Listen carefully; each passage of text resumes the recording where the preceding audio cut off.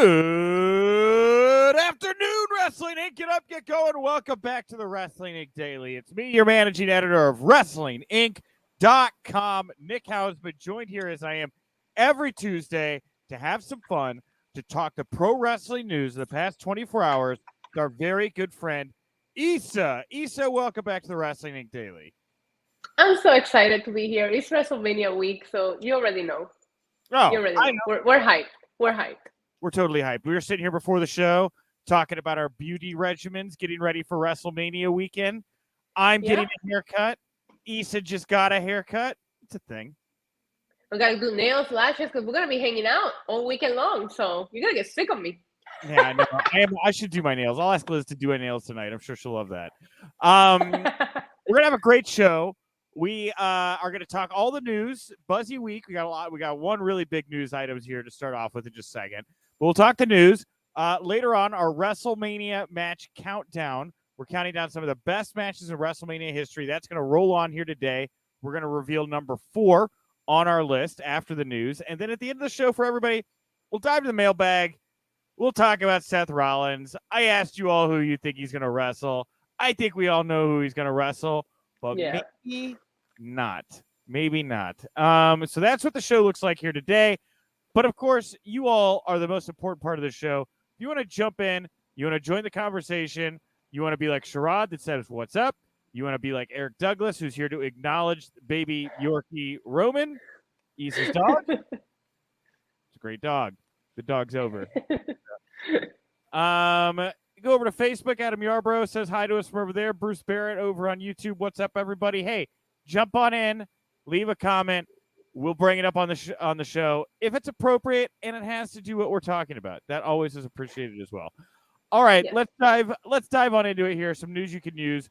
News that will leave a bruise. And Issa, big bruising news. All was not well, it seems, between MJF and Tony Khan. As Fightful reported that AEW president, GM, head of creative Tony Khan had a heated discussion with MJF over the weekend. Now, we noted last week MJF did this interview with Ariel Helwani. He discussed interest from WWE, his AEW contract status, Cody Rhodes, his relationship with Bruce Pritchard. It was an exhaustive interview. We got a lot of coverage of it on the site. Now, the interview led to a conversation between Tony Khan and MJF, which reportedly left both men frustrated. It was noted that MJF's contract status has also caused the young top AEW star to be frustrated as of late. AEW sources said they did not think there would have been an issue with the subject matter of the interview if it were set up with AEW's PR team first. Tony Khan took issue with MJF openly discussing his contract status and interest from WWE without notifying AEW's PR team. Now, the Observer saying the issues arose. They do seem to be settled. Although the story is true, there was no fight or physical altercation as if... Yeah, I mean, God, nobody wants that Tony Khan smoke, you know? Yeah. So let's not go there. Let's not go there. Come on. Will Smith back down. TK's in the room. All right. Fightful. With the last bit of news on this story, saying Tony Khan and MJF had a follow-up conversation yesterday. That talk went much smoother. It was noted that MJF's point of frustration continues to be his contract, which expires on January 1st, 2024, while Khan is concerned about the precedent being set of AEW talents doing interviews without running it by the PR team first. That's been standard since 2019. AEW sources noted that Khan and MJF have maintained a good relationship since the company launched, and they've actually become good friends. Anyway, that's all of it. This tea has been spilt. The ball is in your court. Your thoughts on the MJF Tony Khan drama? It's Ariel Helwani. Like, I guess you will go in there and let him ask you whatever he wants, right? He's so established at this point that I would assume MJF just went in there and just tried to do his best to give a good interview. If there was a heated conversation, I don't know. Part of me feels like this whole thing might be a work, but I watch too much wrestling, so I don't trust anything anymore. I thought the Will Smith slap was a work at this point. So whatever. I think MJF is doing the right thing, and if he should be discussing his contract status, and if he's frustrated, he should be talking about it because I'm a big MJF fan in AEW. I really been enjoying his work. And I hear so many people say, "Oh, don't worry, he'll get to the title picture eventually. He can wait. He can wait." And he's like, "What makes you think that MJF wants to wait? Like, what else does he need to do to get into the title picture?" So maybe he's just trying to steer the pot. And to me, that's a smart thing to do. Yeah, and it's an interesting dynamic. I'm not really sure exactly why everybody got so hot here. I don't know if it's a work, but it certainly smells a little weird. But Yeah. Ariel Helwani, like you said, reputable, right? Good, very notable journalist, right? I don't know why he wouldn't be on your list unless maybe you don't want hard journalism questions, right? It is pretty known in the media space how touchy these PR teams and entities can be in regards to their talent. Right. It is a huge no-no that will get you lack of access if you do interviews with talent without getting their permission. It's happened to me in the past. It is something I'm very, very sensitive about. People just don't like doing that. But at the same time, these people are independent contractors. And it's a big thing when WWE does it, right? When they go in and they tell their talent what they can and can't do or try to take away their liberties or whatever. People get really, really upset about it. Like this is not. I'm not seeing the same fervor here. Like AEW talent still doesn't have the autonomy totally to act like independent contractors. The whole controlling of the PR thing and the press, honestly, is more about what. And that's why I wonder what is their heat with Ariel, because it's usually about like not wanting to reward or do business with outlets that for whatever reason you are not happy with. So like, right.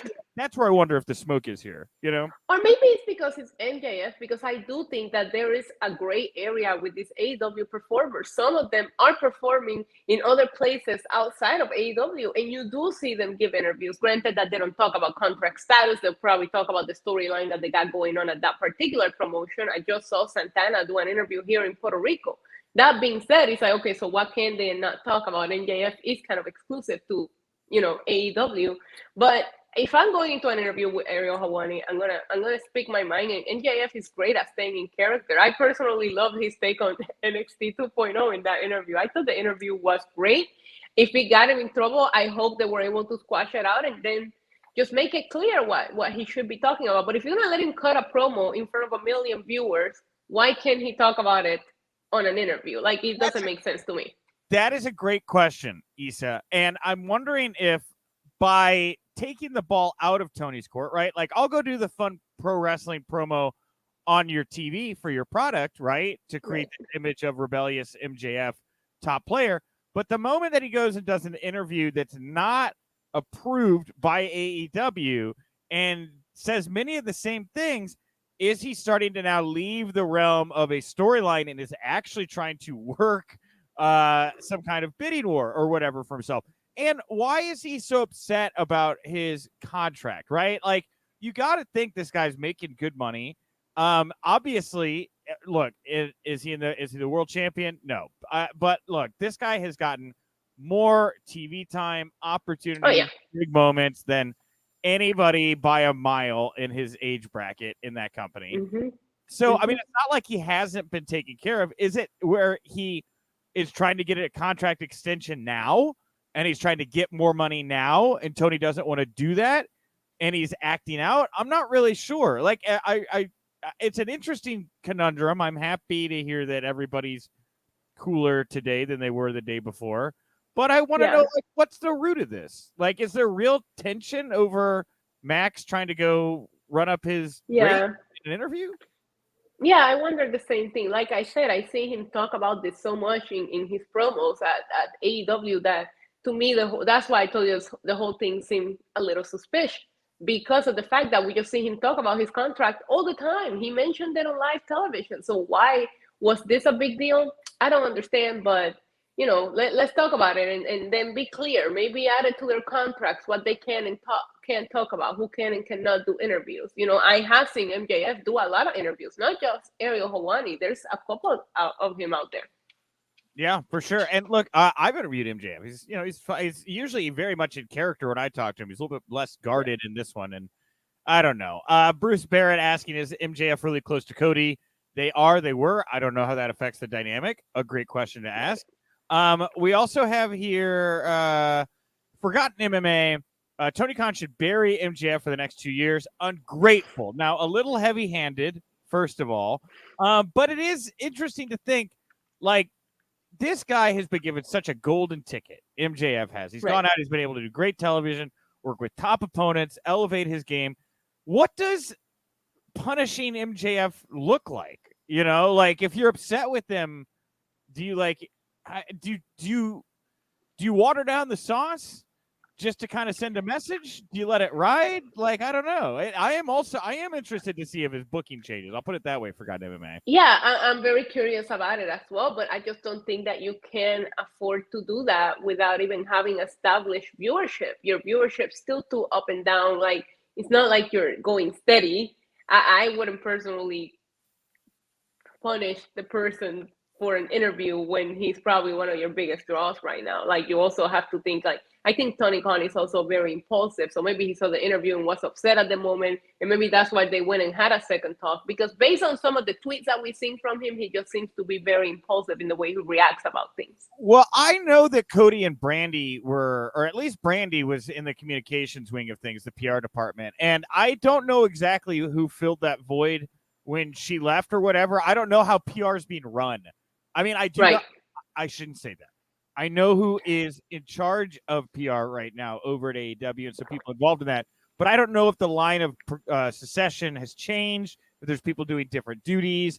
Is this a situation right now where MJF was like, I sent you guys a dozen emails about this and nobody picked up the email, so I just did it, right? Like, I don't know, So yeah, I guess I now that you guys brought it up, I want to see how his booking goes, because right now he just finished that storyline with CM Punk, so he is in a position where he's like in the storyline with Wardlow. Do you let Wardlow beat him and kind of like pull him off just to show him? But at the same time, you have to think of the future of AEW, and if they have big plans for him, I don't know that it's the right time to do that.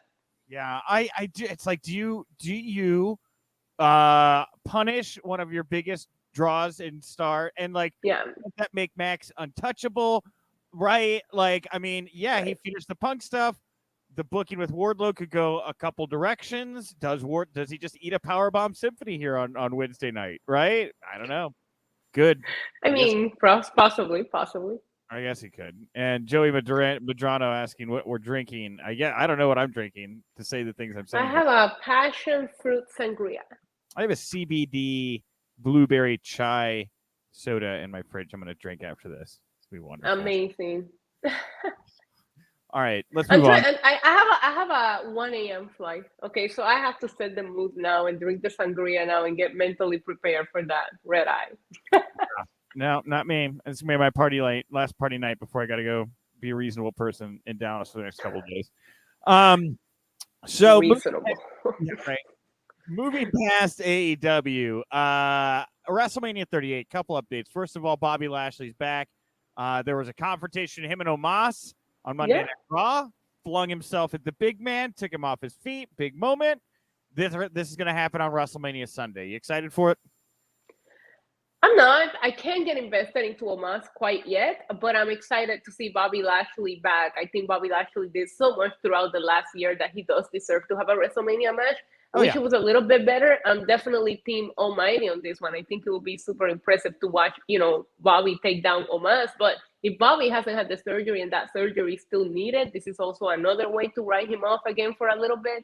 We'll see how this goes. But I would love to see Bobby Lashley kind of like have that, slamming of the giant moment at WrestleMania. Stellar Justin Lopez saying here, Omos Lashley is our generation's Hogan versus Andre. I don't really know that I would go that far.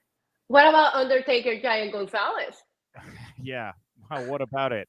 So let's put Omos in a hairy bodysuit. Let's do it. I think you'll be happy if you want Lashley to win. I think Lashley will win here. This seems like an easy way, and I've said they're gonna have beat Omos. He'll heat him up. He'll probably be a contender for one of the world titles on the other side of this with Roman or Brock or whoever, whatever they want to do. Right. And Omos, there was that report a couple months back where Omos and AJ Styles did like a house show match that just like totally crapped the bed and was not very good. Of course, hard to lay the blame of a bad match at the feet of AJ Styles. And so maybe still not completely trusting of the big man yet. Right. I don't know. Being used as a warm-up guy. I can't get invested into him as a character. It's just not clicking for me. Yeah, he's big and can throw people around, but we just seen that. I need to see a little bit more because we have seen so many giants that can throw people around and their matches seem like they're in slow motion. Like that's something that we've been through. So what are you offering that's different? And I don't see what he's offering quite yet. Yeah. Well, also at WrestleMania, we found out Kofi Kingston and Xavier Woods, they're going to represent the New Day to take on this unit. Doesn't have a name yet. I call them the New Z's because I call them the Butchers. The Butchers. Well, Sheamus and Ridge Holland, they're going to be the ones representing the Butchers with Butch on the outside. Butch.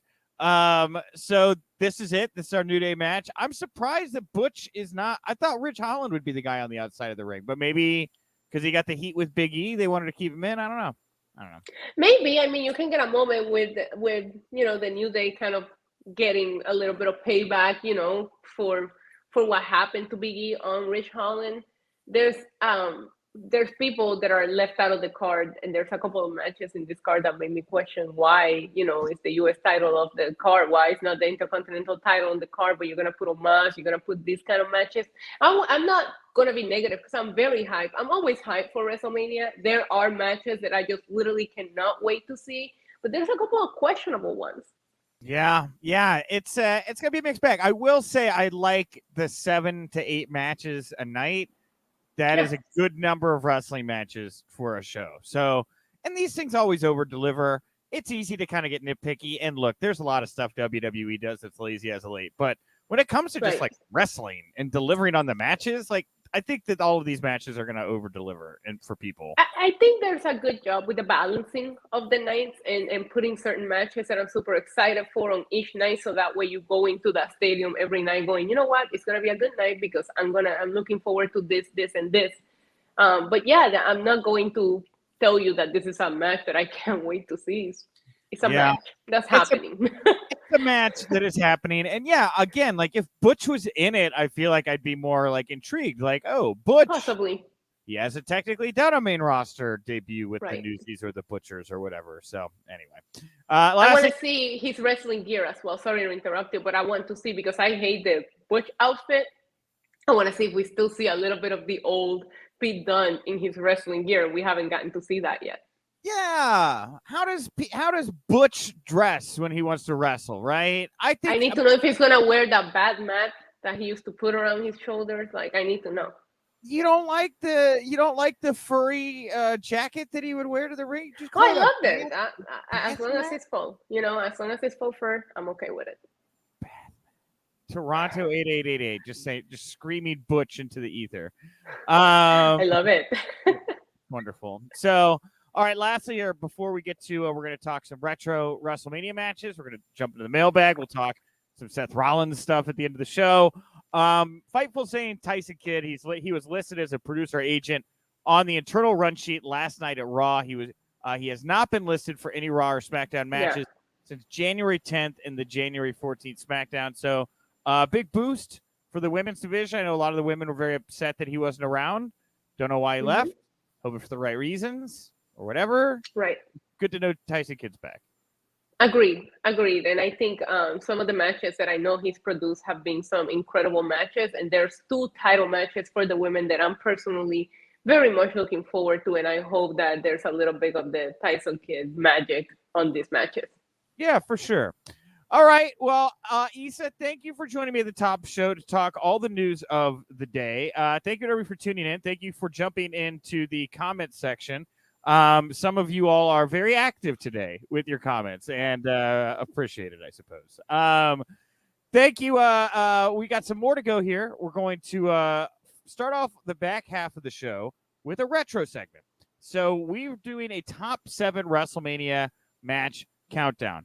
We had some people on the site vote on their top 7 favorite matches. I heard some people, not me. Many people complain that they did not know that they were allowed to vote. I'm working with Matthew to ensure that future campaigns have more engagement by the full. You left me out, Nick. You didn't want my opinion. I'm working on it. It was a botch that will be never forgotten. And so we took what submissions we got. We gave them numbers or whatever, the MLB system, and we came out with this number 4 pick here on our top 7, The Rock versus John Cena, WrestleMania 28. This match had a years-long build. It started the night after the WrestleMania the year before, where John Cena took on The Miz, and The Rock got involved. Is this a top 5 for you? This one a banger for you when you look back? Absolutely not. Yeah, it's not my top 5. This is not my top 5, but it felt very historic. And it's funny that you said it, because every time you mention that, all I can think about was like, oh my God, that match had a year built. That's the first thing that comes to my mind when you say, and of course, the once in a lifetime that wasn't really a once in a lifetime.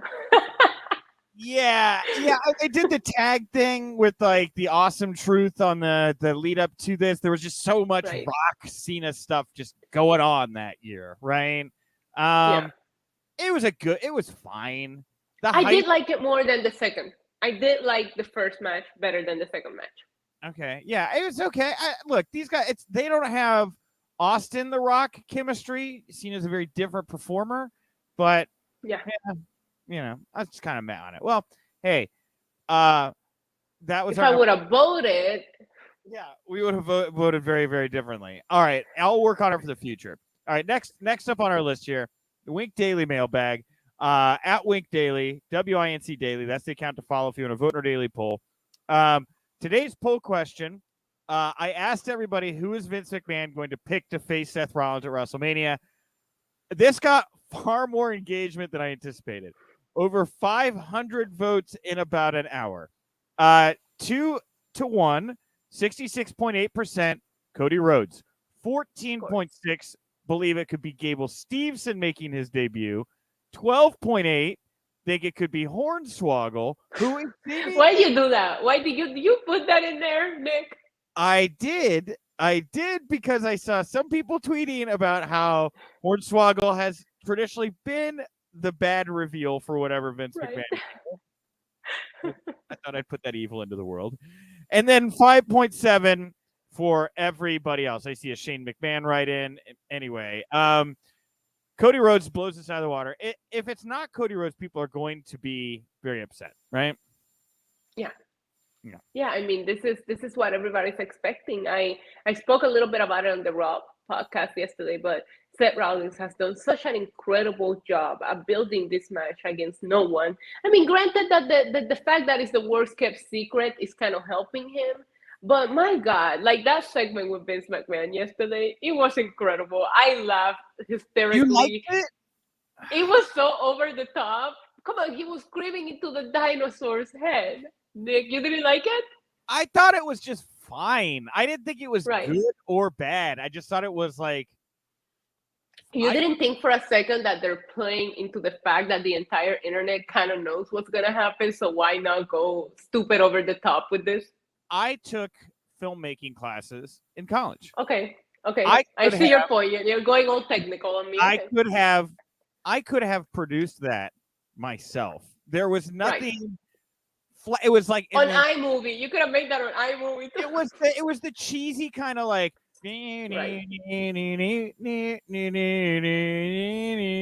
music. Where I was just like, this is like hokey, you know. Right.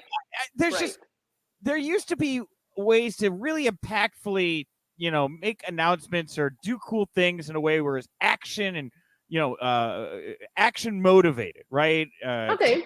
This is just more filler. It was just filler, you know. I mean, if you want to do a Cody tease, do a Cody tease. Get people talking.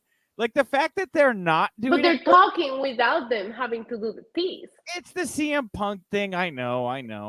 It's just This needs to open WrestleMania. Do you agree with me? Like, we need to open WrestleMania. America the Beautiful, Seth Rollins needs to come out, and we need to get it out of the way right away. I don't know. I mean, look, it's gonna be the first night, right? First thing. Yeah, they confirmed it was night one. Yeah, maybe. I don't know. Because like You kept us waiting for way too long. If this is really Cody Rhodes, which is funny because when I saw your poll, I voted Cody Rhodes, by the way. But I was like, what if it's really not Cody Rhodes? Like, am I like? Because I personally already try to like lower my expectations on AJ versus Edge because I remember Shinsuke versus AJ was not what I wanted it to be. So I was like, you know what? I'm going to lower my expectations a little bit on this. And I'm going to get in the back of my head that it could really not be Cody Rhodes. So that way I'm not going in there and walking out of WrestleMania all angry night one, you know? I cannot fathom them not delivering Cody Rhodes at this point. If Gable Steveson came out, he would be an immediate heel and he would have to deliver. You will murder his career right then and there. Like, you need to come out somebody that can handle the heat. If it's not Cody, it needs to be like Shane McMahon. Shane would be fine. Shane would love that. Hornswoggle would dig it. Dylan would not give two shits. Dylan would be like, give me your hate. I live for this. I eat your hate. But who else could it be? Undertaker. Yeah, Undertaker. Shawn Michaels coming out of retirement, right? Bret Hart's got one more in him. Goldberg. Oh, no. Could be Goldberg. Could be another Goldberg one. And by the way, Justin Lopez agreed with me about that video. It had horrible transitions, bad cuts. I agree with that. Toronto 88888. Why not go the whole stupendous thing. Stupendous. Stupid is what it is. Like the one thing that I did that upset me is that Vince was like, if you want a match at WrestleMania, why didn't you just ask me? So I'm over here trying to add Finn Balor, Ricochet, Damian Priest, and be like, bro, get to headquarters before the weekend and get yourself a match. And by the way, Vince McMahon just handing out WrestleMania matches is this the laziest booked WrestleMania of all time? My dog says yes. Like Roman agrees. Vince McMahon just gave Pat McAfee a match.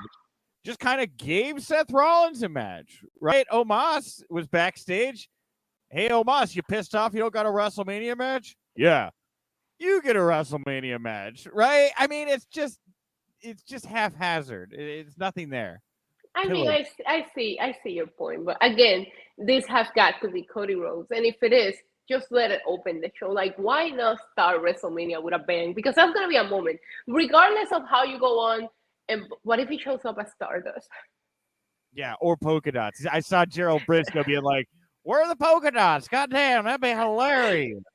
No. But I will say, if it's Cody Rhodes, like, no matter what happens from here on now, that is a big WrestleMania moment. Hopefully, they're able to get his music, and that's what happens, because I do think that will be a huge moment, and it's going to be one of those moments they play on, forever. So I hope that if that's the case, open WrestleMania with that. Like, start with a bang. You're going to end with a bang. I mean, Brock Lesnar and Roman Reigns just killed it last night. Are you a fan of night one ending with the KO show with Steve Austin? I'm still not sold on that. That feels weird to me. Yeah, if it's because it hasn't been announced as a match.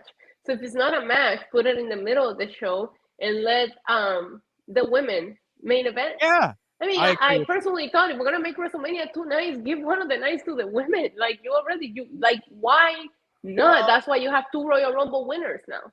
I feel like you could make a case that says the women main evented because the last thing you saw wasn't a match. So the main event would have been the match before the segment that closes the show. But even that's like no. You go. What do they always say, Nick? They always remember the finish. It's true. That's true. And if it would have been announced as a match, yes, why not? Stone Cold coming back to wrestle after 19 years. But because you haven't been clear on what to expect here, I do not think it should main event. No offense. Also, Kevin Owens last night killed it with that promo. Yeah. All right. Well, hey, we're going to put a button in it there for today. Thank you, everybody, for joining in. I'll be back tomorrow. We're going to have a special noon Eastern start time for the Daily tomorrow. It'll be me and Brian Wool. We're going to go live. We're going to talk the news tomorrow afternoon, and then I'm going to hop on a flight, head to Dallas. And then Thursday and Friday, you're going to get our pre-tape WrestleMania night 1, night 2, Saturday, Sunday, whatever you want to call them. Prediction shows. It'll be me and Paul Pratt on Thursday, TK on Friday. It'll air in the regular time slot here, and then we're going to have them up in the audio form over on the Wrestling Inc. Daily podcast feed. We will also have some interview content from the media junket on Friday's episode. We're going to have tons of interviews from that. There's going to be a wedding, a WrestleMania weekend or recommitment ceremony, I guess, and I'm invited. So I'm going to go. That's amazing, Nick. Good for you. It's not me and Liz. We are not getting a wrestling wedding. Just make sure you take a tux with you, or just take something dressy. I should wear a tuxedo shirt, right? No, wear the green bow tie you wore for St. Patrick's Day. Oh, where is it? It's around here. Okay, that's a good. It's around there. Yeah, I'll find it. So we're gonna have lots and lots of content, tons of coverage. Issa and I are gonna be at a tailgate Saturday and Sunday in the parking lot before the show. GCW, the whole 9 yards. Of course, if you like this show, support the Wrestling Inc. Daily. Wherever you'd like, whatever podcast platform you want to, support WrestlingInc.com. And, of course, come back here tonight after NXT as Issa's Tuesday takeover continues, as she's going to be talking NXT here tonight. Live. Live. All right. What do you want to put over, Issa? Subscribe to my YouTube channel. I'm going to be vlogging everything every day for WrestleMania weekend. So I'm going to have tons of content coming. NYC Demon Diva on YouTube. You guys can find me. Awesome. And I am at Nick_Hausman over on Twitter. Thank you all so much for tuning in. I'll talk to you tomorrow. And remember, if you winked, you didn't miss it.